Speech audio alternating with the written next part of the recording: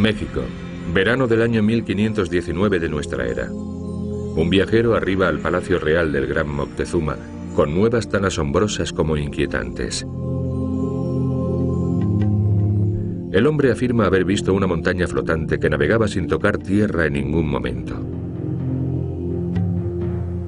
Los sacerdotes del Templo Mayor están preocupados.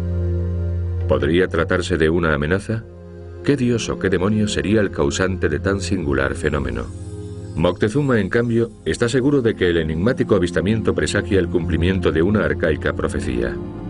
Una poderosa divinidad retorna con su pueblo. Se equivoca. La montaña flotante está a punto de dejar en sus costas a unos hombres pérfidos de pálida tez y espesas barbas, venidos de tierras lejanas.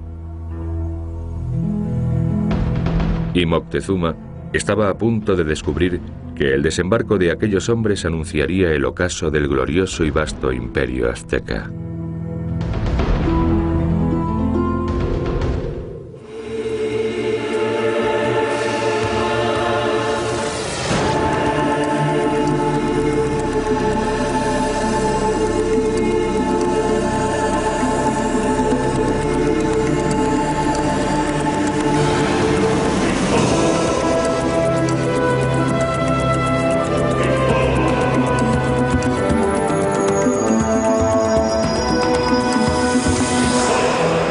Secretos de la arqueología. Las pirámides del Sol.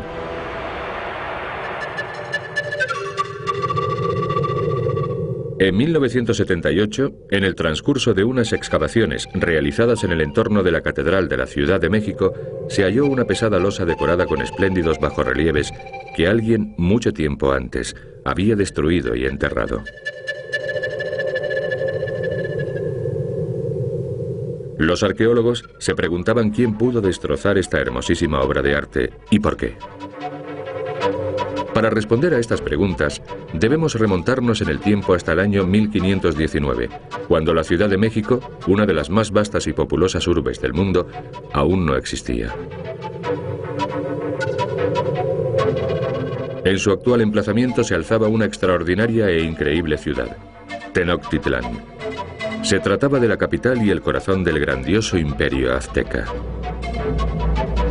Su rey, que gozaba de potestad sobre la vida y la muerte de sus súbditos, era Moctezuma II, descendiente de un monarca del mismo nombre, el gran gobernante fundador del imperio y artífice de los magníficos monumentos de Tenochtitlán.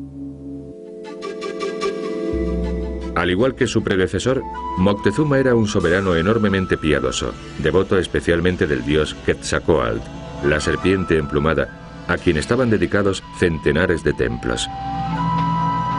Quetzalcóatl era una deidad sumamente benévola, el único dios del panteón azteca contrario a los sacrificios humanos. Según los textos sagrados, la divinidad se había marchado con la promesa de regresar para redimir a su pueblo.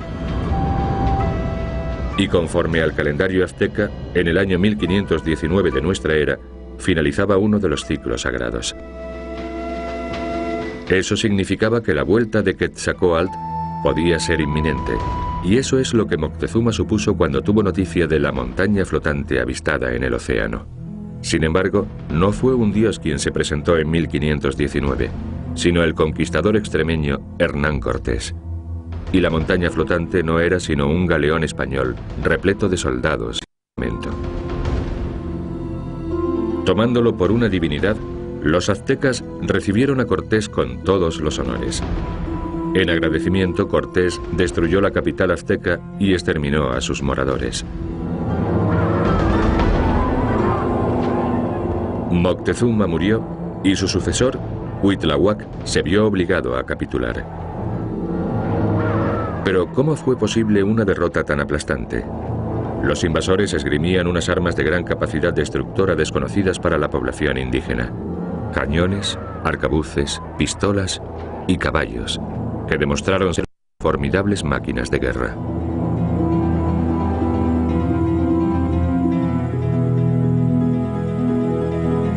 Los conquistadores, esta vez inadvertidamente, trajeron consigo asimismo un arma devastadora, una enfermedad vírica, la viruela.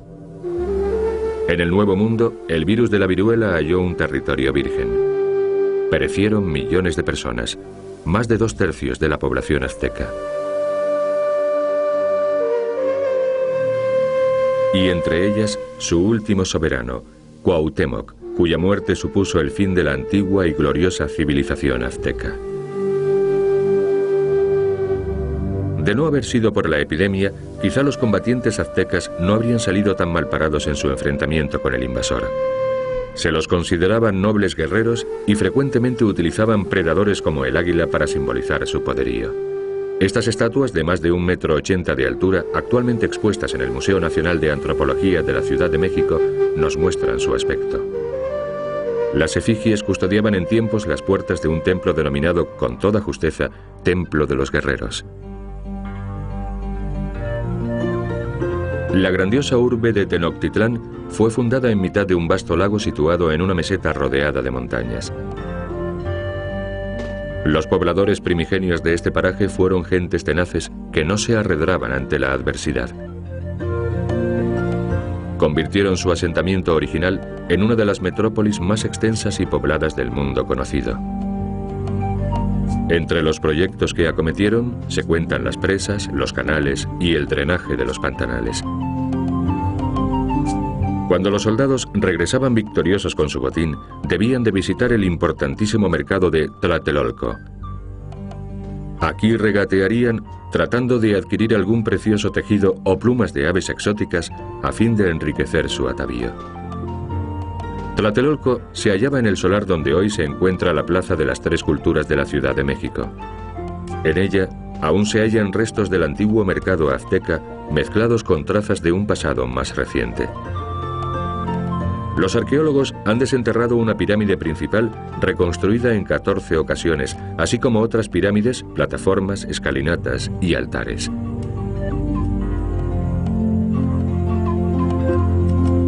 En medio de la plaza se alza la iglesia barroca de Santiago de Tlatelolco.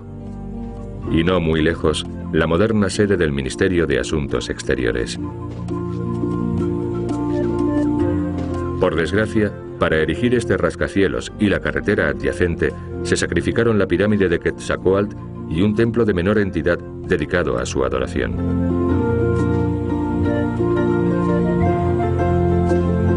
Posiblemente, Tlatelolco no difería en mucho de los actuales mercados mexicanos. Los semblantes, las voces, los variados aromas y colores de las frutas, verduras, especias, carnes y otras mercaderías seguramente sigan siendo los mismos. Europa debe su riqueza culinaria a los pueblos de América. Hasta el descubrimiento del Nuevo Mundo, en Europa se desconocían la patata, el tomate, el maíz, el pimiento, el cacao. En Tlatelolco, los mercaderes aztecas, llamados poctecas, comerciaban con telas, pieles, cerámica y otros bienes de uso cotidiano. Las transacciones no se realizaban intercambiando los productos por dinero en forma de monedas de oro, por ejemplo, sino por las preciosas semillas del cacao. Tlatelolco era el foco comercial de su mundo, mas fue asimismo el aciago escenario de la última y desesperada resistencia de los aztecas durante el asedio de su capital en 1521. Tras conquistar la ciudad, los españoles construyeron sus propios edificios como la Catedral de la Ciudad de México. Pero en lugar de extraer la piedra de las canteras, reutilizaron los sillares de un templo azteca dedicado al dios Huitzilopochtli. La edificación de la catedral se acometió en 1573. Sin embargo, no se finalizó hasta 250 años después, de lo cual resultó su mezcolanza de diversos estilos. Pese a los grandes esfuerzos realizados para consolidar sus cimientos, el templo se está hundiendo irremisiblemente en el terreno pantanoso. Un irónico fin para un monumento erigido por los conquistadores con el ánimo de borrar toda memoria de la gloriosa Tenochtitlán. Hasta 1978 parecía que los conquistadores se habían salido con la suya. No obstante, repetidamente sucedió algo inesperado. En el transcurso de las obras del Metropolitano, Los obreros que cavaban una zanja en las inmediaciones de la catedral se tropezaron con los pedazos de un gigantesco y misterioso monolito ovalado con un diámetro medio de más de 3 metros y casi 9 toneladas de peso. La losa fue inmediatamente identificada como una reliquia azteca y resultó ser un hallazgo realmente extraordinario que supuso el inicio de una nueva era para la arqueología mexicana. Pronto la tierra revelaría los arcaicos vestigios de Tenochtitlán, un descubrimiento excepcional tan solo comparable con el de Troya. El director de la excavación no podía tener un nombre más apropiado: Eduardo Matos Moctezuma. Decidió demoler toda una manzana de edificios modernos y devolver así a los mexicanos el corazón de su antigua capital.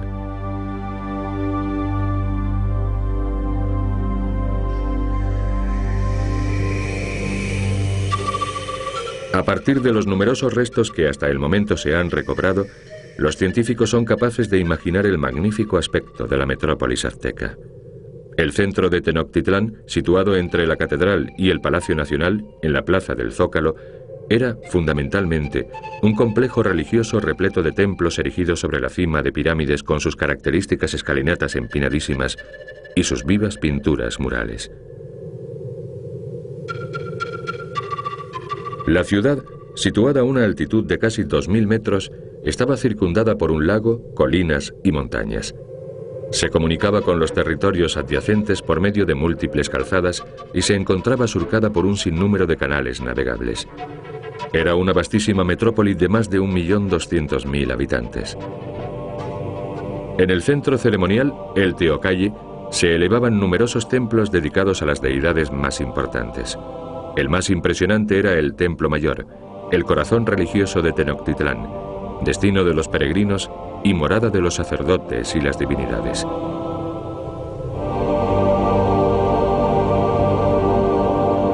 Tan solo los clérigos tenían permitido ascender hasta la cumbre de la pirámide y penetrar en los dos templos.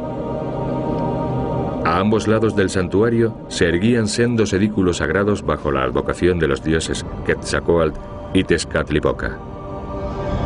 Tecoalli albergaba asimismo viviendas destinadas al clero y canchas donde se practicaba un juego de pelota azteca con más significado espiritual que deportivo. Los jugadores eran los mismísimos sacerdotes. Por último, aquí se alzaba el famoso altar de las calaveras, el Tzomplantli, donde se exhibían las hileras de cráneos de las víctimas humanas inmoladas.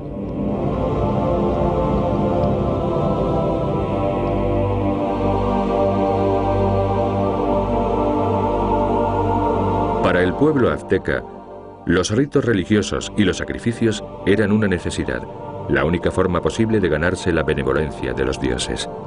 Mediante su práctica, creían conjurar las hambrunas, los cataclismos y la derrota en el campo de batalla, y el mayor holocausto posible era el humano. Los sacerdotes los obligaban a tenderse de espaldas sobre angostos altares inmolatorios. A continuación les abrían el pecho y les arrancaban el corazón mientras aún latía como ofrenda a los ídolos que tenían ante sí.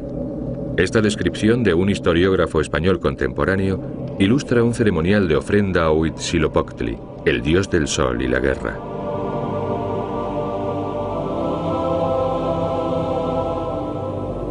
Muchas deidades del panteón azteca exigían la ofrenda de víctimas expiatorias humanas. Tlaloc, dios de la lluvia. Coatlicue, diosa de la tierra, representada como una anciana enmascarada, vestida con una estrecha falda ceñida a la cintura con un cinturón de serpientes.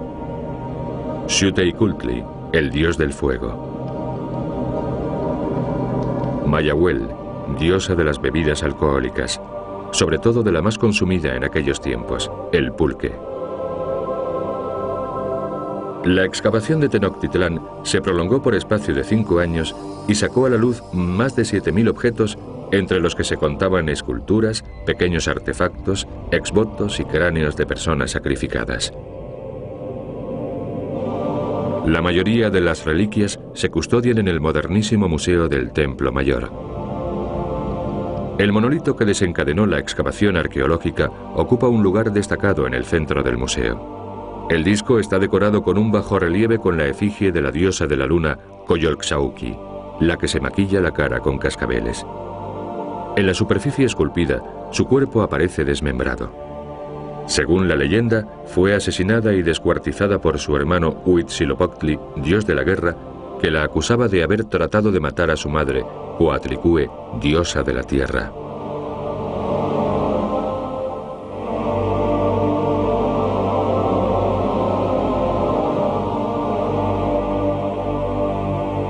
Otra maravillosa pieza expuesta en el museo, y única en su género, es esta estatua de terracota con la efigie del dios murciélago, una divinidad del Averno a través de la cual se adoraba a los muertos. En sus alas se exponen asimismo innúmeras máscaras que representan tanto a difuntos como a seres mitológicos.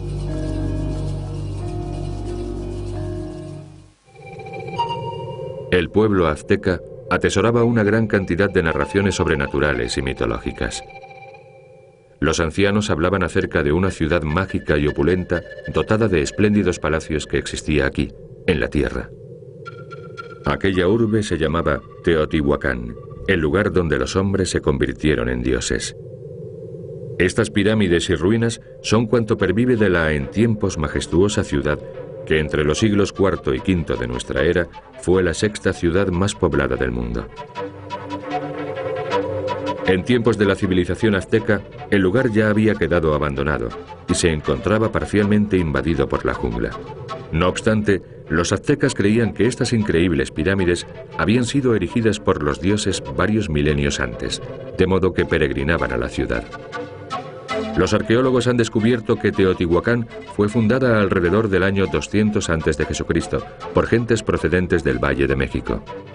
Las pirámides, uno de los más extraordinarios monumentos de ambas Américas, fueron edificadas en torno al año 200 de nuestra era. En su cénit, Teotihuacán ocupaba un área de más de 20 kilómetros cuadrados y acogía a casi 200.000 habitantes.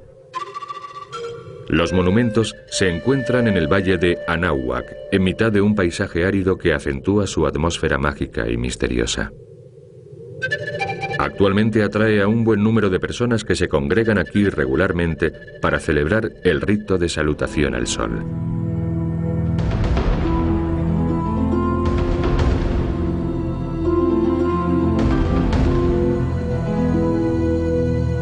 La urbe se halla dividida en dos sectores por una gran avenida de 40 metros de anchura y casi 2 kilómetros de longitud llamada la Avenida de los Muertos. Al este se yergue Tapantitla, un complejo de edificios de riquísimos murales. En las pinturas aparece representado el Tlalocán, un paraíso de abundantes aguas, mariposas y flores. Tlalocán era el mundo regido por Tlaloc, el dios de la lluvia. Al final de la Avenida de los Muertos se encuentra la Ciudadela, en cuyo centro se alza la pirámide de Quetzalcóatl. Es uno de los más destacados edificios de la ciudad.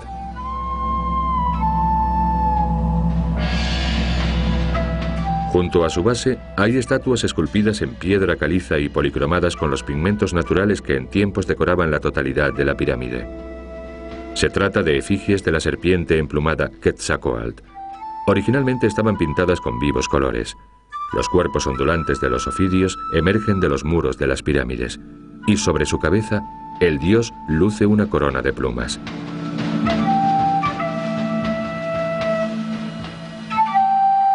En 1986, las excavaciones de la Ciudadela revelaron un excepcional hallazgo. Un sepulcro que contenía las osamentas de 18 sacerdotes sacrificados ritualmente. Hasta entonces se pensaba que tan solo los prisioneros, los esclavos y los enemigos se sacrificaban sobre los altares.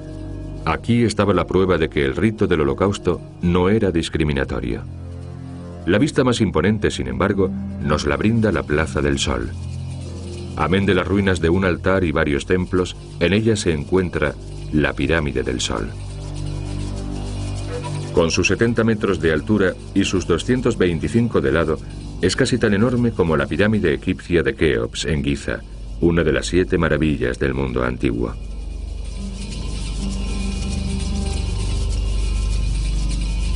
Cada año, millares de turistas realizan la trabajosa aunque memorable ascensión a su cima, un lugar idóneo para asimilar en toda su plenitud la majestuosidad del complejo arqueológico. Las antiguas civilizaciones precolombinas tenían la creencia de que el Sol y la Luna habían sido creados en este lugar. Desde aquí es posible admirar la segunda gran pirámide de Teotihuacán, la Pirámide de la Luna. Más reducida que la Pirámide del Sol, mide 40 metros de altura y 140 de lado. Pese a la apariencia eterna de estos edificios, nadie ha logrado averiguar por qué la ciudad y su cultura desaparecieron tan bruscamente.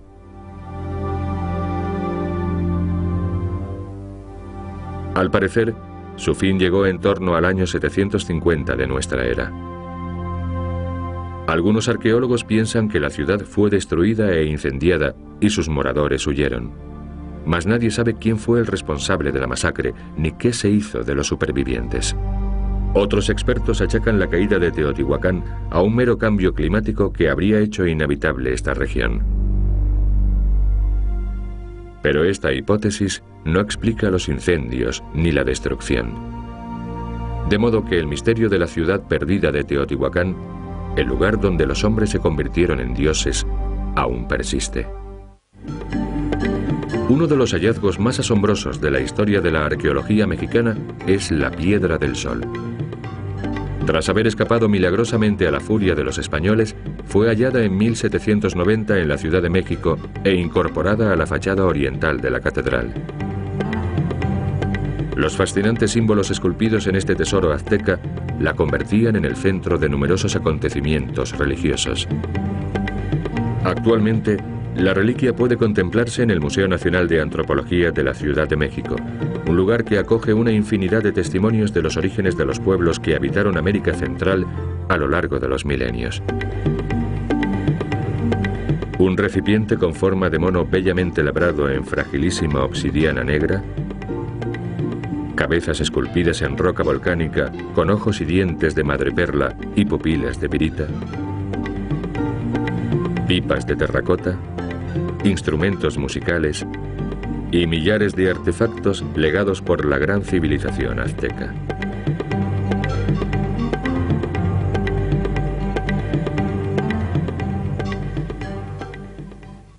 Pero seguramente la pieza más preciosa sea la Piedra del Sol.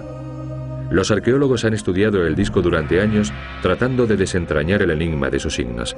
Hoy, por fin, creen haber hallado la solución. La Piedra del Sol es un calendario. Es más, se trata de un doble calendario. Los complejos emblemas representan por un lado una división temporal basada en preceptos religiosos, según la cual el año consta de 260 días, y por otro, una distribución profana que divide el año exactamente en 365 días. Otros signos describen la vida del planeta descomponiéndola en 5 eras solares, los llamados soles cosmogónicos, fechando la creación del mundo el día 13 de agosto del año 3114 a.C. y su final el 22 de diciembre de 2012. Se han formulado diversas interpretaciones y desde luego aún persisten muchos enigmas ocultos en los signos que unas sabias manos labraron en la Piedra del Sol. Quizá solo el tiempo pueda ofrecernos la respuesta definitiva. La Ciudad de México sigue siendo hoy en día una de las mayores capitales del mundo y, por desgracia, una de las más contaminadas a causa de sus millones de vehículos. Se trata de una ciudad contradictoria donde los rascacielos atestan el centro y las miserables chabolas forman un cinturón de extensos arrabales. Se ha hecho mucho por restituir su dignidad a los indios, los descendientes directos de los aztecas. Pese a todo, las heridas infligidas por la brutal conquista hace medio siglo aún resultan visibles por doquier. No obstante, existe un lugar al sur del Distrito Federal donde aún se puede hallar solaz a la antigua usanza.